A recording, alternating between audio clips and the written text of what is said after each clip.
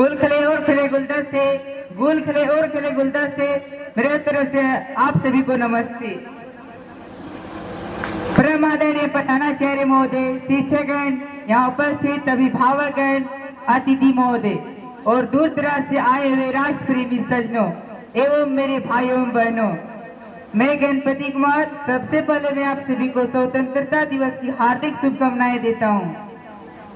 आज हम सभी यहाँ भारत का 78वें स्वतंत्रता का जश्न मनाने के लिए एकत्र हुए हैं। पूरा देश आजादी की सालगिरह के जश्न में डूबा है। जैसे कि हम सभी जानते हैं कि 15 अगस्त भारत के राजनीतिक इतिहास में सबसे ज्यादा महत्वपूर्ण रखता है। 15 अगस्त वह दिन है जब देश को अंग्रेजों की गुलामी की 200 बेड़ियों से मुक्ति मिली थी। ब्रिटिश राज देश की जनता पर काफी अत्याचार किए और हमारे मजबूरी का फायदा उठाकर अत्यधिक शोषण किए। ब्रिटिश हमारे देश में फूट डालो और शासन करो की नीति अपना रखे थे। ब्रिटिश हुकूमत के जुल्मों से देश की जनता को आजादी दिलाने के लिए कई स्वतंत्रता सेनानियों ने अपने प्राण का बलिदान दे दिए। आज हम उन महान क्रांतिकारियों और स्वतंत्रता सेनानियों को नमन करेंगे जिन्होंने हमारे देश को आजाद करे। हमारे देश को आजाद कराने में सुभाष चंद्र बोस, चंद्रशेखर आजाद, खुदीराम बोस, मंगल पांडे, लाला लाजपत राय, बाल गंगाधर तिलक जैसे कई महान क्रांतिकारियों और स्वतंत्रता सेनानियों का यहाँ योगदान रहा। और सबसे बढ़कर इनका श्रेय जाता है उन लाखों करोड़ों गुमनाम भारतीयों को जिनके इतिहास के पन्ने में कोई जिक्र नहीं है, लेकिन भारत माता की उनकी आंख के सामने त्याग का उनका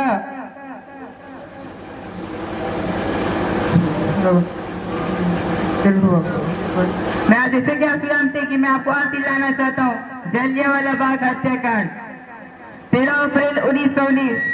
उस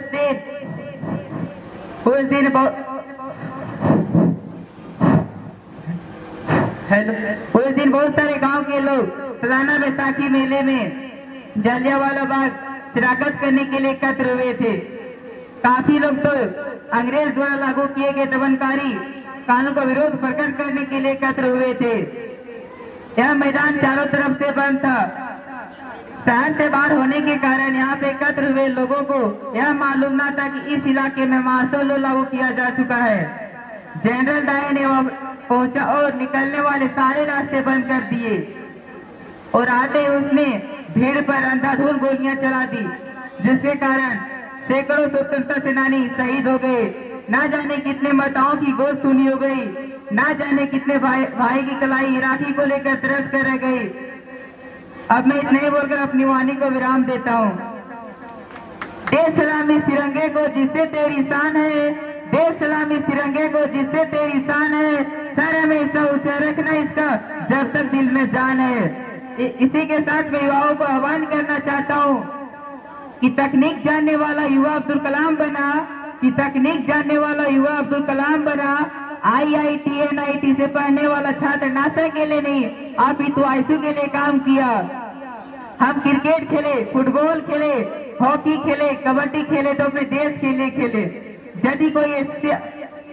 यदि कोई ऐसा दास नाई दौड़कर स्वर्ण जीते तो वह भारत के लिए जीते। अब मैं इतने बोलकर अपनी वाणी को विराम देता हूँ। जय हिंद, जय भारत।